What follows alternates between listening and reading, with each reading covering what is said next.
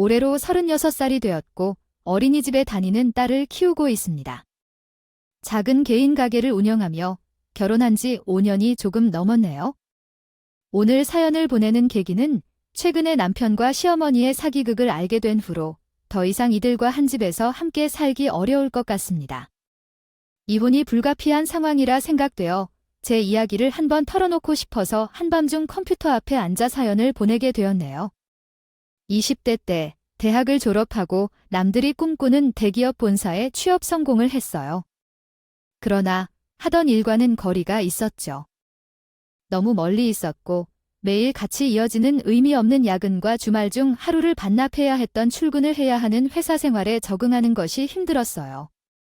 1년을 버티기 어려웠지만 부모님을 실망시키기 싫어서 남몰래 울며 불며 어렵게 3년을 버텨왔어요. 그러나 시간이 흐를수록 적응하는 것이 아니라 오히려 더 어려워지고 마지막 3년 차에는 회사에 출근하기를 꺼려하는 정도가 되어 악몽까지 꾸게 되었습니다. 그래도 부모님에게는 아무 문제 없이 회사 생활을 잘하는 척하여 안도시켰는데 어느 날 밤 제가 잠을 자면서 식은땀을 흘리고 알 수 없는 비명을 지르며 폭력적인 상황을 꿈속에서 겪어 정신적인 압박을 받고 있는 것을 부모님께 들키게 되었어요. 부모님은 제게 회사를 그만두라고 할 만큼의 상황이 더 나빠지고 있다고 판단하셨습니다. 말씀하신 대로 저 역시 한계를 느껴서 3년 만에 회사에서 퇴직금을 받고 어려운 상황을 겪으면서 들어갔던 회사를 나왔습니다. 그 후에 젊은 나이에 놀 수 없어서 1년을 준비한 뒤 해외에서 물건을 수입하여 온라인으로 판매하는 일을 시작했습니다.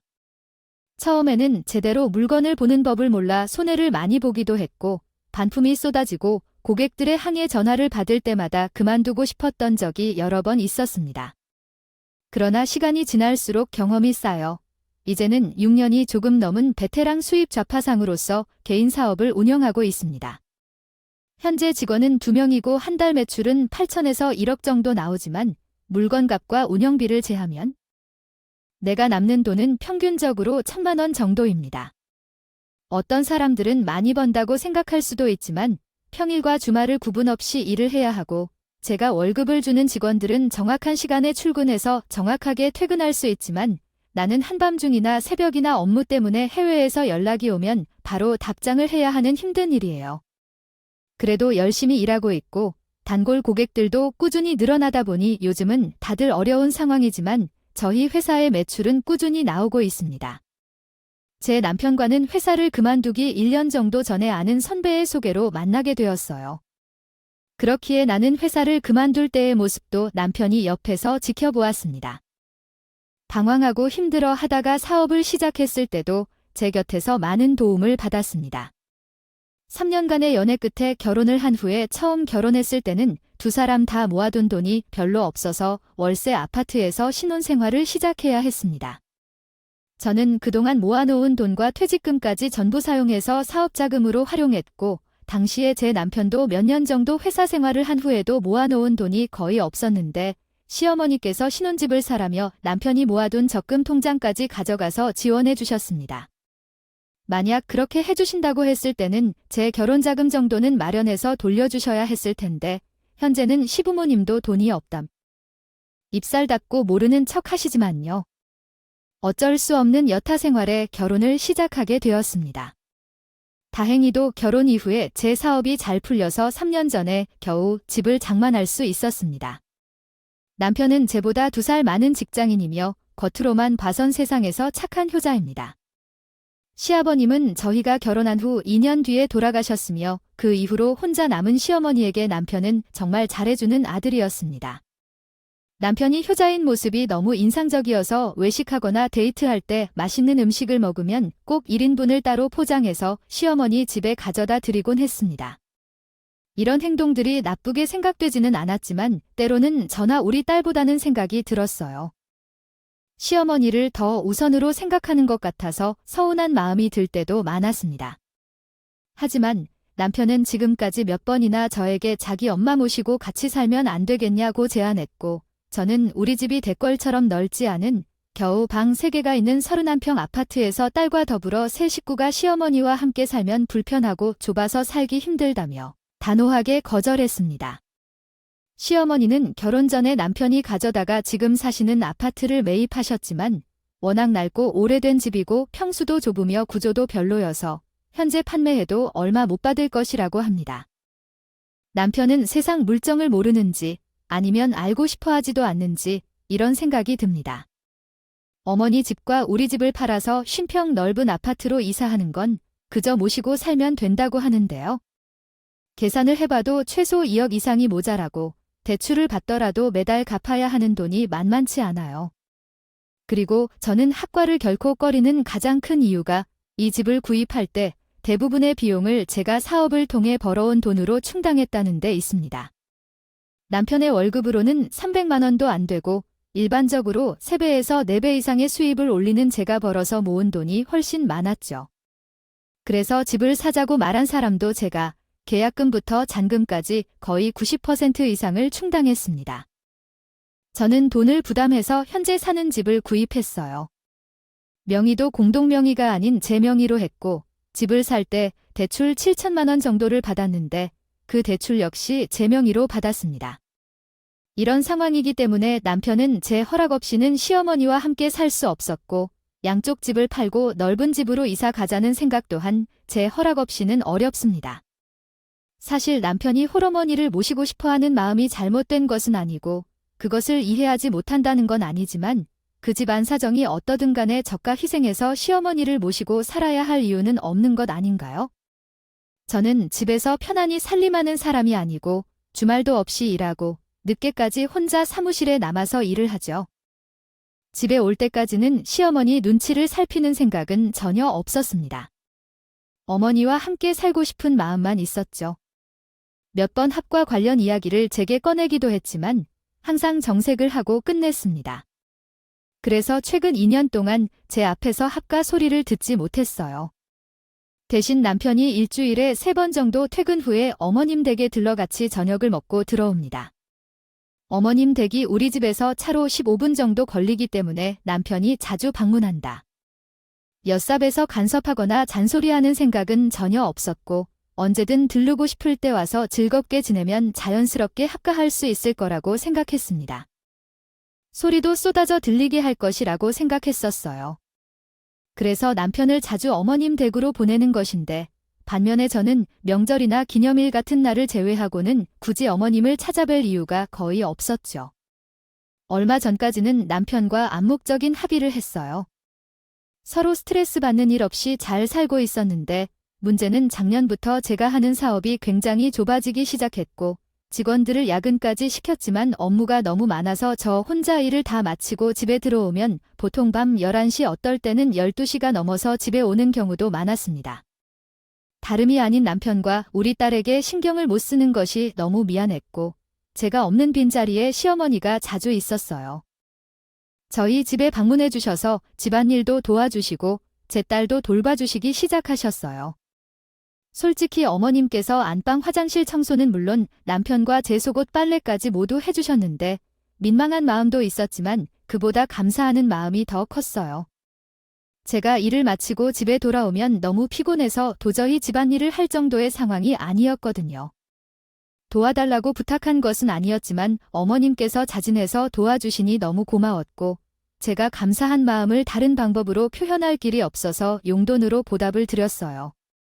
이런 상황이 작년 연말까지 계속되었고 사실상 제 명의의 집이지만 저는 그저 잠만 자고 나가는 사람이었고 저희 집에서는 어머님이 오셔서 계시는 시간이 더 길게 느껴졌어요. 밤늦게 집에 돌아온 후 이 길 출근해야 하는 남편은 잠을 자는 시간이었고 저는 새벽까지 일을 하다가 겨우 잠이 들었습니다. 아침 9시쯤 눈을 떠보니 남편은 이미 출근을 해버린 뒤였기에 얼굴도 마주칠 수 없었습니다. 남편은 정해진 스케줄을 따라가는 직장 생활을 하고 반면에 저는 언제 어떤 사건이 터질지 모르는 사업을 운영하다 보니 서로의 휴일을 맞추기도 힘들었습니다. 부부 사이의 대화를 나눌 시간이 부족해지는 바람에 서로의 생각을 공유하기 어려워졌습니다. 다행히도 우리 딸과는 아침에 함께 느긋하게 시간을 보낼 수 있어서 다행이었고 제가 쉬는 날에는 어린이집을 통해 아이와 함께 하루 종일 놀아줄 수 있었습니다. 그러나 문제는 제가 오랫동안 집을 비우는 사이 남편과 시어머니가 함께 보내는 시간이 없다는 것이었습니다. 너무나도 길었던 그러면서 나 몰래 두 사람이 차근차근 다른 꿍꿍이를 키우기 시작했습니다. 아마도 처음 시작은 작년 가을이었던 것 같아요. 남편이 문득 나에게 시어머니 덕분에 지금 훨씬 더 편하게 지내고 있지 않냐고 물어보더라고요. 당신이 보기에도 우리 엄마가 왔다 가면서 집안일도 다 해주시니까 솔직히 편해졌다. 이러면 집중할 수 있고 엄마가 당신이랑 한 번도 안 마주치고 불편하게 만든 적도 없었잖아요. 솔직히 남편의 말은 틀림없는 사실이었습니다. 어머님이 집에 오기 시작한 이후로 제가 해야 할 집안일이 반으로 줄어든 거나 마찬가지였으니까요. 하지만 남편이 시도 때도 없이 제 앞에서 시어머니를 칭찬하는 것엔 의미를 곱씹을 만큼의 가치는 없었습니다. 어머님과 함께 살다 보면 어머님이 얼마나 저를 위해 고생하시는지 알아봐달라는 식으로 말을 하곤 했습니다. 나는 입석을 닫고 가만히 있는 것도 아니었어요. 어머님에게 집안일을 해달라고 부탁한 적은 없었지만 자진해서 해주셔서 감사한 마음에 매달 최소 100만 원 이상의 용돈을 들여왔습니다. 그 돈으로 충분하지는 않겠지만 이 정도면 며느리가 할 수 있는 성의 표시라고 생각했어요. 남편은 지속적으로 어머님의 도움에 대해 어필하고 만약 어머님과 함께 살다 보면 지금보다 훨씬 더 잘해주실 거라며 노골적인 속마음을 드러냈어요. 매번 우리 엄마가 왔다 갔다 하시는 것을 계속 목격한다면 그것이 우리 가정을 어떻게 발전시킬지에 대한 긍정적인 전망을 가질 수 있겠지요. 그런데 힘드실 것 같아요. 그러니 두 집을 합치는 게 어떨까요? 당신은 늦게까지 일하니까 한 집에서 살아도 서로 마주치는 일이 별로 없을 것 같아요. 하지만 그런데도 제 생각은 변하지 않았고 차라리 어머님의 도움을 받지 않더라도 합가해서 사는 것만큼은 절대로 반대였습니다. 평소처럼 남편이 하는 말을 듣는 척 없이 거절해버리고 다음날 저녁 9시쯤 집에 들어왔는데 그날은 어머님이 제 집 안방에서 저를 기다리고 계셨어요. 왔니? 여기 와서 잡아라. 무언가 평소와는 분위기가 다른 것 같았는데 남편과 시어머니 그리고 저까지 셋이 앉아서 심각한 분위기로 이야기를 시작했어요. 결국 너희 집을 생성하겠지? 일주일에 5번씩 왔다 갔다 하는데 괜히 돈도 들고 노력도 들고 두 집 살림을 할 이유가 없겠다고 나 혼자 사는데 방 3개짜리 집에서 살 필요도 없으니까 부동산에 침대 놨어요. 처음에는 그게 무슨 소리인지 궁금했어요. 말씀을 그렇게 하시면 당연히 어머님이 아파트를 팔고 더 작은 집으로 이사를 간다는 얘기로 들릴 테지만 이사를 가시든지 말든지 나에겐 상관이 없어요.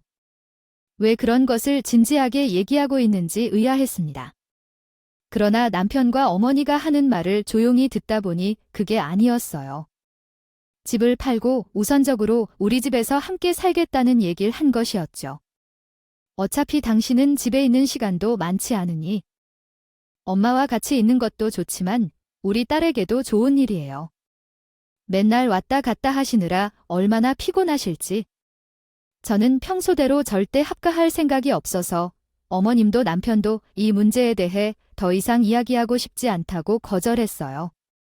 그러자 남편은 제가 엄마로서 아이에게 해준 것도 없고 집안일도 너무 소홀하게 생각한다며 반드시 시어머니를 집에 모셔와야 한다고 말했습니다. 이와 같이 얘기하자면 남편은 얼마나 내가 육아에 얼마나 세심하게 하고 집안일을 얼마나 도왔길래 이런 말을 할 수 있는지 이해가 되지 않습니다. 예전부터 친정엄마의 도움을 받아가며 아이를 기르고 남편이 하는 집안일은 쓰레기 분리수거밖에 없었어요. 청소, 빨래, 설거지까지 일찍 퇴근하든 늦게 퇴근하든 그 모든 것을 제가 스스로 처리해왔습니다. 이렇게 해온 작업은 작년 초부터 어머님이 오셔서 도와주셨기 때문입니다. 실제로 제가 부탁한 것도 아닌데 어머님께서 스스로 도와주셨는데요. 그래서 감사의 뜻으로 지금까지 매달 용돈도 꽉 챙겨드리고 있습니다. 차라리 앞으로는 제가 혼자 다 할게요. 어머님과 함께 살기는 정말 싫습니다. 제 주변 친구들 이야기를 들어봐도 한번 같이 살기 시작하면 다시 분가하지 않고서는 마땅치 않다고 하더라고요. 어머님의 도움 없이도 제가 집안일을 잘 처리할 수 있으니까 함께 살 필요가 없다고 거절했더니 이번에는 남편이 아닌 옆에 계신 시어머니가 갑자기 화를 내시면서요. 어머님이 1년 동안 밥 해주시고 빨래 해주시고 애 봐주기에 들락거리며 좋다고 아무 말을 하지 않았으면서 이제 와서 같이 살자는 제안을 거절하는 건가요?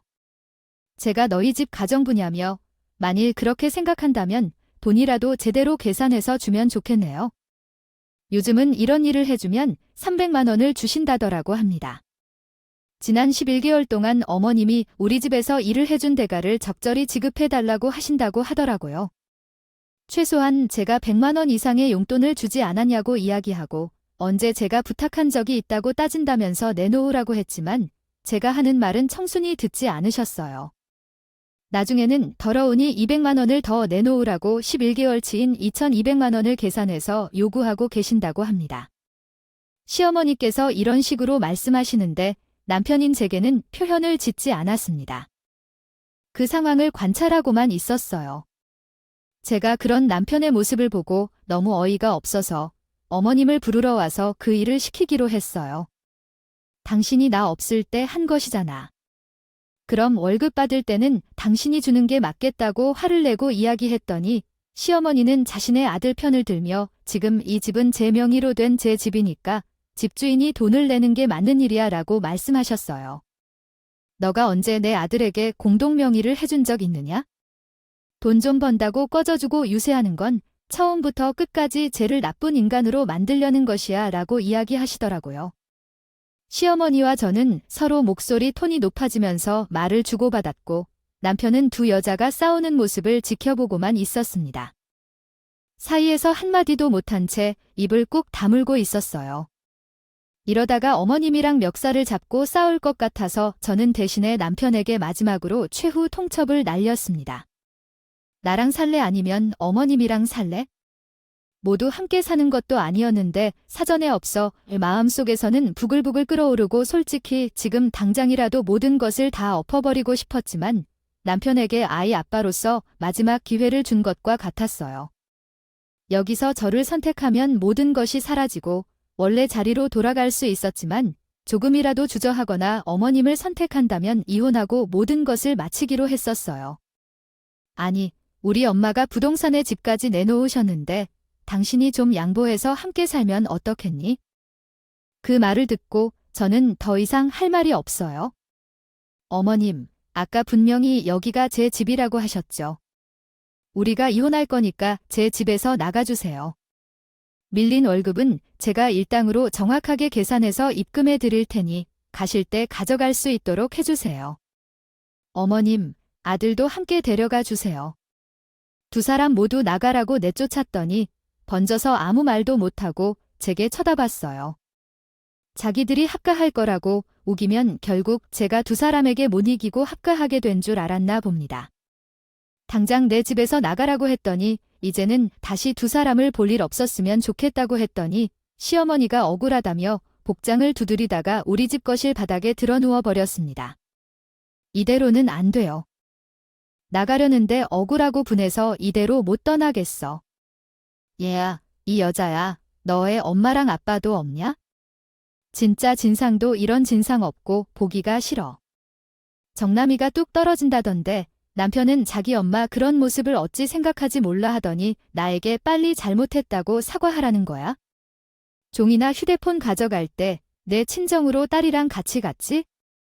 남편이 계속 전화해서 빨리 들어와서 엄마에게 사과하라고 했는데 아무 대답도 없이 무시했지.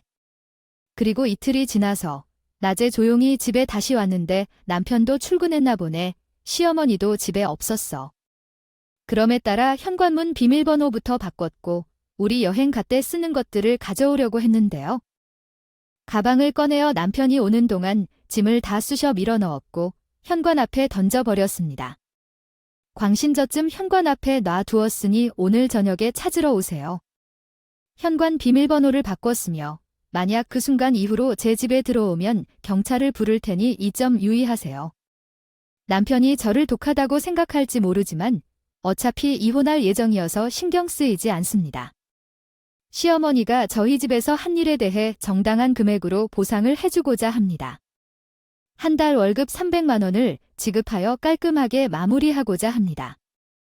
제가 1년 동안 들인 용돈 1,800만 원을 뺀 금액으로 계산했습니다. 시어머니께서 11개월 동안 집안일을 해주셨으니 해당 금액으로 합의해주기로 했습니다. 어머님께서는 월급으로 받으시는 액수가 3,300만 원이었는데 그 중에서 1,800만 원을 용돈으로 드렸고 나머지 1,500만 원을 입금해 드렸습니다. 1년이 채 안 되어 퇴직금은 없는 상황이었기 때문에 수고하셨습니다. 라는 문자도 발송했습니다. 어머님의 건강 상태가 좋지 않아 전화와 문자로 신속히 연락했고 상황은 크게 난리 나지 않았습니다. 이렇게 저는 남편과 이혼 절차를 차분하게 진행하였고 집은 처음부터 끝까지 제 소유로 남겼습니다. 우리 부부의 공동 통장에 남아있던 재산은 우리가 7대 3으로 나누기로 합의하고 마지막으로 서류에 도장을 찍기만 하면 절차가 완료되었습니다. 마지막으로 남편을 만난 순간 그리고 자신과 함께한 부분에 대해 생각했습니다. 엄마와 둘이 사는 것이 싫다면서 다시 합의 이야기를 안 할 테니까 이 정도에서 그만하자더라고요. 우리 부모님과 주변 사람들도 제가 이혼하는 상황을 다 알고 있고 이제 와서 남편과 다시 합칠 이유가 하나도 없어요. 그저 딸에게는 조금 미안했지만 당분간 우리가 살던 집을 전세로 주고 딸이 초등학교에 들어가기 전까지는 친정 엄마 집에서 같이 살기로 했어요. 아이도 자기 외할머니를 엄청 좋아하고 잘 따르니까 외할머니와 같이 살자고 하니 아이도 좋아했어요. 뒤늦게 이혼 서류까지 다 써놓은 와중에 시어머니까지 연락을 하셔서 다시 같이 살자는 소리를 안 할 테니까 아들이랑 이혼하지 말라고 하셨어요. 그럴 거면 진작에 이런 일을 안 했어야지요. 만들려면 성공할 거라고 생각해요. 상대방과 상처를 주고받아서 상황이 너무 어려워졌을 때에도 어떻게 예전처럼 가족관계로 돌아갈 수 있을까요? 얼마 전에 서류를 제출했고 지금은 3개월의 결별 기간 중이에요. 그 기간 동안 내 마음이 변할 이유는 결코 없고 우리가 살던 집을 전세로 내놓았기 때문에 함께 사는 집도 없습니다. 결국 끝이 난 지금 그 시절을 돌아보면 어떻게 내가 그렇게 임의로 갑자기 들어왔다는 막연한 생각을 했을까요? 엄마는 저희 집을 부동산에 내놓고 우리 집에 무비론으로 들어올 것 같아서 반격할 줄 알았나요? 세상에서 이런 방식으로 합가한 사람이 어디 있을까요? 우리 아이를 위해 잘 해주어야겠다는 생각뿐이고 마음을 단단히 먹고 열심히 일해 우리 딸의 앞날을 밝고 창창하게 하고 싶어요. 재혼할 생각은 전혀 없지만 만약 만나게 된다면 효자는 결코 사절이 아닙니다. 자기 엄마를 불쌍하게 여기고 서운하게 느끼게 되면 날 조금이라도 떠났으면 제게 결혼을 제의하지 말고 영원히 모시고 살게 하십시오. 결혼한다는 것은 무엇을 위해 하는 것인지 모르겠습니다. 부동산에 내놓으려던 어머님의 집을 취소하고 둘이 함께 살게 되었는데 그렇게 원하던 합가를 이루었으니 두 사람이 행복하고 오래도록 살 것입니다. 이 상황은 여기까지입니다. 영상을 구독하고 좋아요와 알림 설정을 부탁드립니다. 모두 행복하고 좋은 하루 되세요.